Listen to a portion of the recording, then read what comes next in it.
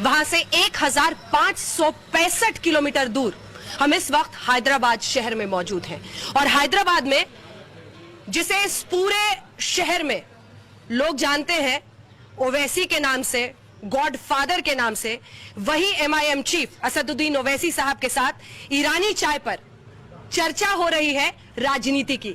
इस चाय में और उस चाय में कहते हैं जमीन आसमान का फर्क है। उसी को समझने की कोशिश करेंगे। और ओवैसी साहब, आपके चाहने वाले तो चारों तरफ से घेर चुके हैं हमें।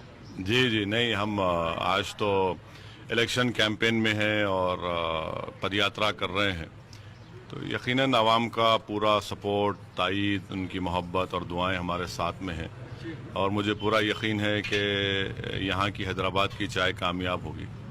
1565 किलोमीटर दूर और आपके चाहने वाले यहाँ पर, लेकिन दिल्ली से यहाँ पहुँचते पहुँचते ओवैसी साहब भी लगता है बदलते। हर तरह का सवाल पूछने की इजाजत होगी ना मुझे? हाँ, पूरा, आपको पूरी इजाजत है, जिस तरह के भी सवाल पूछने हो। बिल्कुल, आप मीडिया आजाद है, आप पूरा पूछिए। तो पहला सवाल ये, बीजेपी के पास राष्ट्रवाद है, भारत माता की जय है, आपके पास क्या है ओवैसी साहब?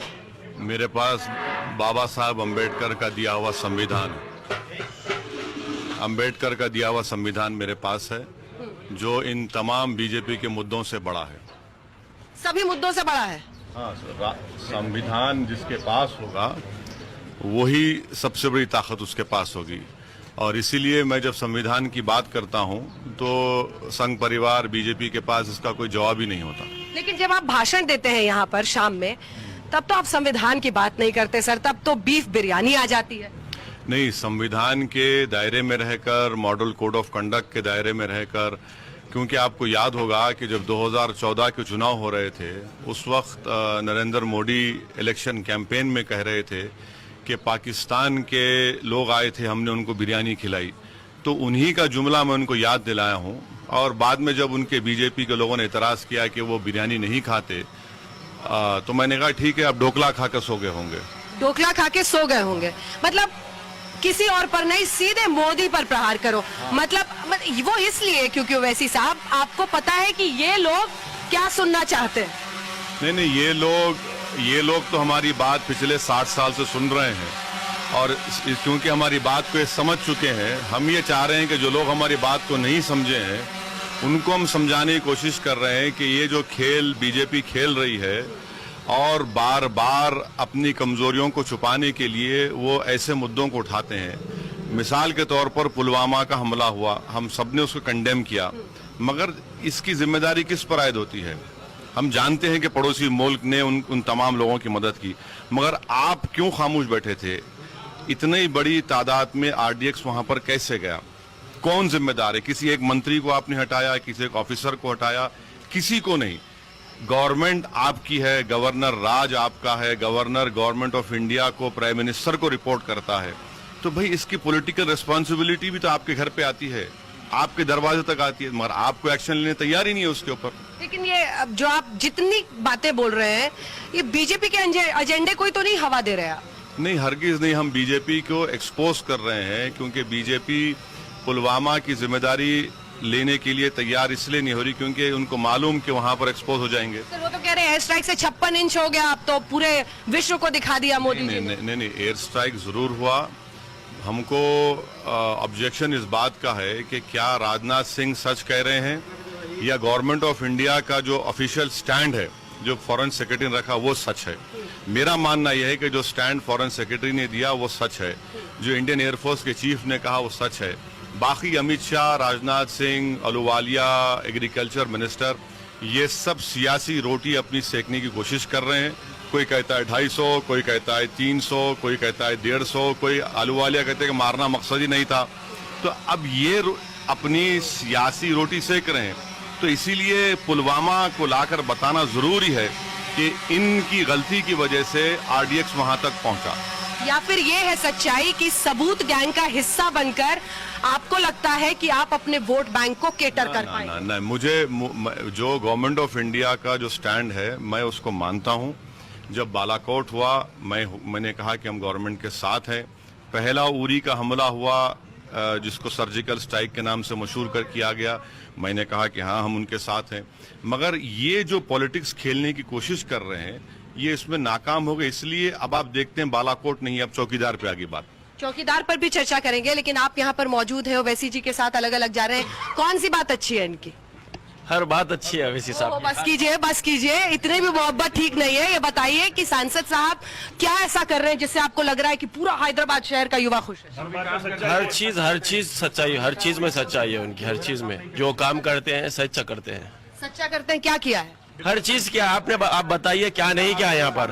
हैदराबाद में हर चीज है आजकल, कोई चीज की कमी नहीं है। बॉम्बे दिल्ली के बराबर में है हर लिहाज से, कॉल सेंटर से यहाँ पर हर चीज है। आप बताइए क्या ऐसा खास है, क्यों चौथी बार फिर से लोग चुने? देखिए असदुद्दीन साहब की जो बात है कोई पार्टी में नहीं है। पार्टी जो भी हिंदुस्तान में सब में बड़ी पार्टी माइनॉरिटीज की है MIM है। तो जितने भी सपोर्ट हम करते हैं वो पब्लिक को, आवाम को और माइनॉरिटी को फायदा होता है। इसलिए हम लोग यहाँ भाषण के फैन हैं, इनके हाथ उठाइए।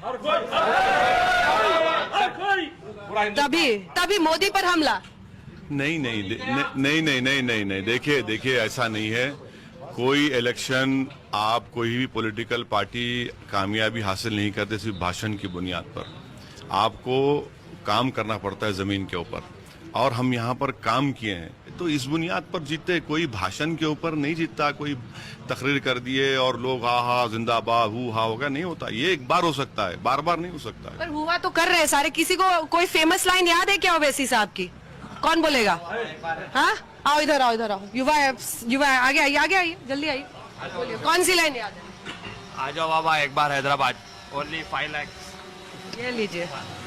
नहीं, देखिए इसमें क्या है मालूम, इसमें आपका भी योगदान है, क्योंकि आप लोगों ने हमारे को इतना मशहूर कर दिया टीवी पर, ये सब चला कर एक और भड़काऊ भाषण, एक और ऑब्जेक्शनेबल बात ओवैसी ने कह दी।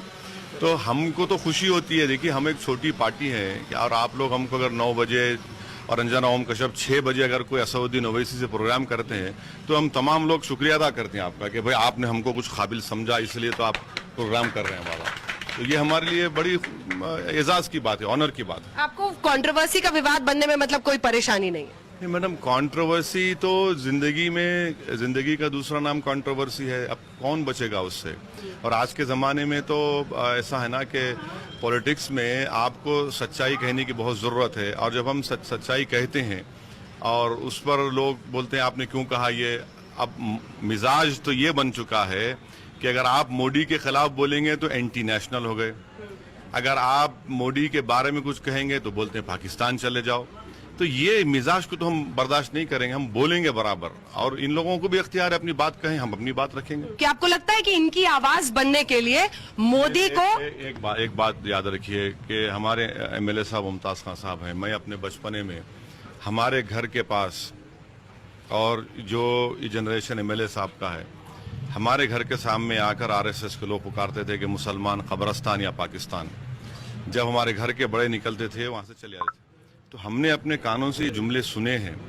और गुरुग्राम में जो परसों जो वाकया हुआ, चाहे क्रिकेट मैच का झगड़ा क्यों होगा, मगर ये जुमला क्यों अदा करना पड़ता है उनको कि भाग पाकिस्तान। भाई हमको क्या करना है पाकिस्तान से? आप यहाँ इतने लोग हैं, आप पूछ लीजिए, किसी को 1% पाकिस्तान से मोहब्बत नहीं है, किसी को नहीं है। हम जानते नहीं है पाकिस्तान को, हमारे ख्वाबों गुमान में नहीं है, मगर बार बार हमको याद दिलाते। इस जगह पर तो हमने पाकिस्तान के आइडियोलॉजी को रिजेक्ट किया, मगर ये जो सोच हमारे मुल्क में पैदा हो चुकी है कि बस कोई जिसको दाढ़ी वाला दिखा या मुसलमान दिखा, पहले मारो उसको, मार के बोल भाग पाकिस्तान। अरे भाई साहब, पाकिस्तान से हमको क्या लेना देना है?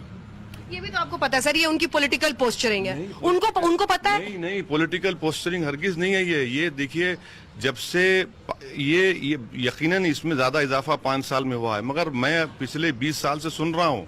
ये सोच को बदलना पड़ेगा। ये बार बार अगर आप हमको इस तरह से शक करेंगे, ये ठीक नहीं है, ये बिल्कुल ठीक नहीं है इस मुल्क के लिए। ये पॉलिटिक्स अपनी आप कहाँ ले जाना चाहते हो वैसी साहब? मैं छतों से भी देख रही हूँ, लोग देख रहे हैं, बहुत सुन रहे हैं। कई लोगों ने मुझे, आप आए हैं इसलिए आपको देख रहे हैं, हमको नहीं देख रहे हैं। क्या असदुद्दीन ओवैसी उसी ब्रांड ऑफ पॉलिटिक्स को आगे ले जा रहे हैं जैसा हमने बाला साहब ठाकरे का एक वक्त में देखा था मुंबई में, महाराष्ट्र में। नहीं, खुदा ना खास्ता मैं कभी इस शहर में सर परिंदा पर नहीं मानता आपकी इजाजत के बिना। बिल्कुल नहीं नहीं नहीं नहीं नहीं नहीं नहीं, नहीं गलत बात है। ऐसा कोई नहीं है। हम चाहते ही हैं कि लोग हम पर तनकीद करें, हमारे खिलाफ बात करें, और उनको पूरी इजाजत है। हम कितना रोक सकेंगे? चलिए हम करते हैं। मान लीजिए, क्या सोशल मीडिया को रोक सकूंगा? क्या मैं मीडिया को रोक सकूंगा? यकीनन हम में कमजोरियां हैं। मैं ये नहीं कह रहा हूं कि हम दूध के धुले में, हम में भी गलतियां। कमजोरी बताइए सर। नहीं, बहुत सी है मैडम। इंसान है, बहुत सी कमजोरी है, बहुत सी कमजोरियां हैं। हम उसको ओवरकम करने के तो लाइफ लॉन्ग स्ट्रगल है।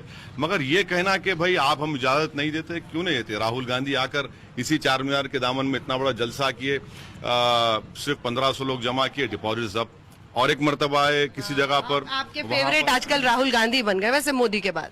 नहीं, मैं देखिए, मेरा मानना यह है कि हिंदुस्तान में कोई एक ही नेशनल पार्टी है। एक बीजेपी है, एक 1.5 बीजेपी है।